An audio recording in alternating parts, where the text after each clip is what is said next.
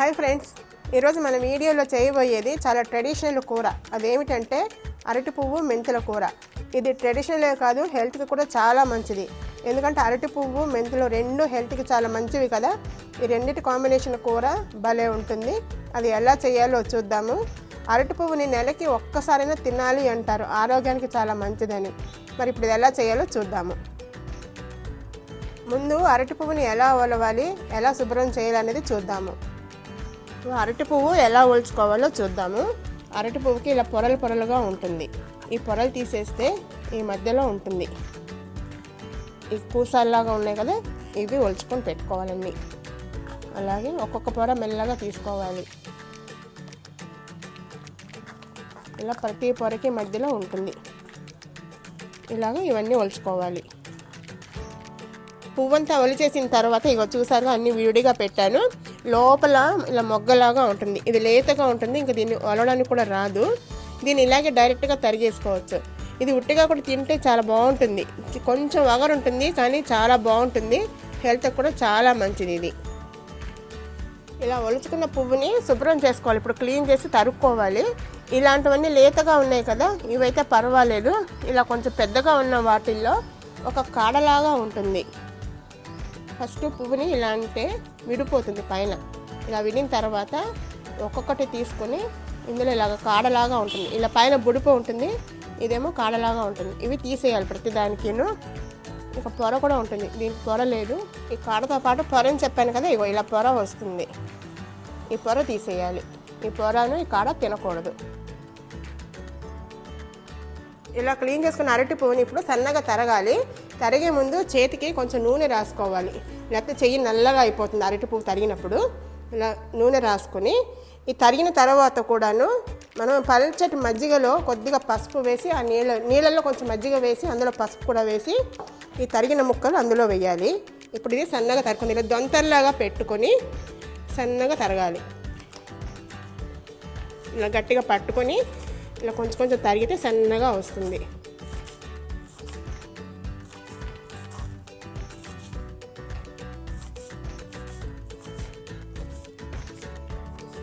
ఇలా తరిగిన దాన్ని ఈ పల్చటి మజ్జిగలో వేసేద్దాము. మజ్జిగలో వేయకపోతే ఏమవుతుందంటే నల్లగా అయిపోతుంది. ఇంకొకటి అంటే మజ్జిగలో వేయడం వలన దీనికి కొంచెం వగరు ఉంటుంది కదా, ఆ వగరు కూడా పోతుంది. ఇది ఇందులో వేసేద్దాం. ఇప్పుడు ఇలాగ మిగిలిన పువ్వు అంతా తరిగి నీళ్ళలో వేసుకుందాము. ఇందాక మొగ్గ చూపించాను కదా, ఈ మొగ్గ కూడా సన్నగా తరిగేసుకోవచ్చు. ఇలాగే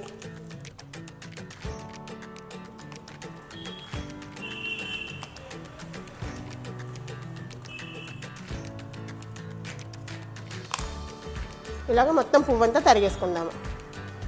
ఇప్పుడు ఈ కూర కోసం నేను మెంతుల్ని ఒక గంట సేపు నానబెట్టాను. ఒక 2 స్పూన్లు, ఈ స్పూన్ తోటే 2 స్పూన్లు వేసాను.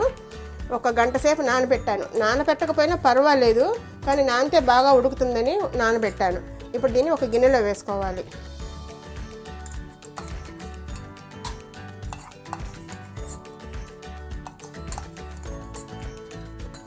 వేసుకున్నాక కొంచెం పసుపు వేయాలి.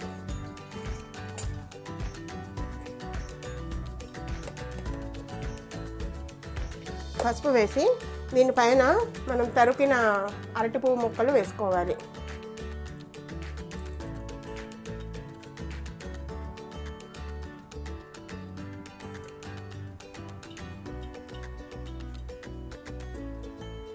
వేసిన తర్వాత కొంచెం నీళ్లు చిలకరించాలి, పొయ్యకూడదు, కొద్దిగా చిలకరించాలి. చిలకరించి దీన్ని ఆవిరి మీద ఒక 10 నిమిషాల నుంచి పావుగంట సేపన్నా ఉడికించాలి. లేదంటే వెయిట్ పెడతాము అనుకుంటే ఒక్క విజిల్ వస్తే సరిపోతుంది. ఇప్పుడు ఇది కుక్కర్లో పెట్టి ఉడికించుకుందాము. నేనైతే ఒక విజిల్ రానిస్తాను. అరటి పువ్వు ఉడికిపోయింది. ఇప్పుడు తీసేసి దీనికి తాలింపు వేసుకుందాము. తాలింపు కోసము ఒక ప్యాన్ పెట్టుకుని స్టవ్ వెలిగించి ఆయిల్ వేయాలి. ఆయిల్ కూడా పప్పు నూనె అయితే చాలా బాగుంటుంది, లేకపోతే పల్లి నూనె అయినా పర్వాలేదు.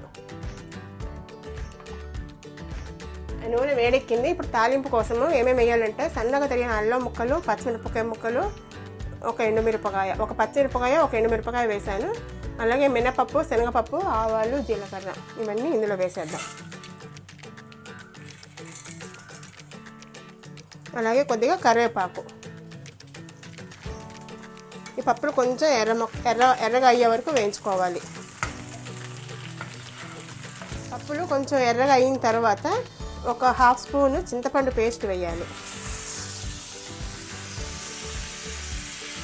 చింతపండు పేస్ట్ అయితే చిన్న బెల్లం ముక్క వేసి ఒకసారి కలపాలి. కలిపి మనం ఉడికించుకున్న మెంతులు అరటి పువ్వు వేసేయాలి. ఇందులో వేసి ఒకసారి బాగా కలపాలి.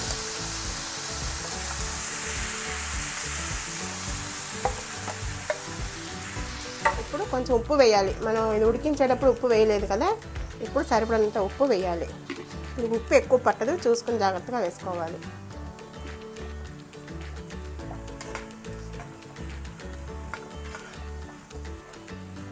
ఈ కూర బాగా మగ్గిన తర్వాత దించేసే ముందు వేయించిన మినపప్పు వడియాలు, చిట్టు వడియాలు అంటాం కదా, అది కానీ పచ్చి కొబ్బరి కానీ ఎవరికి ఏది నచ్చితే అది వేసుకోవాలి. నేను వడియాలు వేస్తున్నాను, ఆల్రెడీ వేయించి పెట్టాను. ఇది వేద్దాం కొన్ని.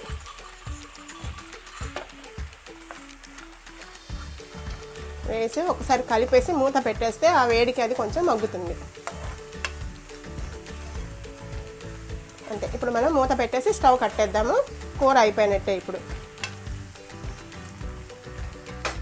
స్టవ్ కట్టేద్దాం. ఇప్పుడు అంతే.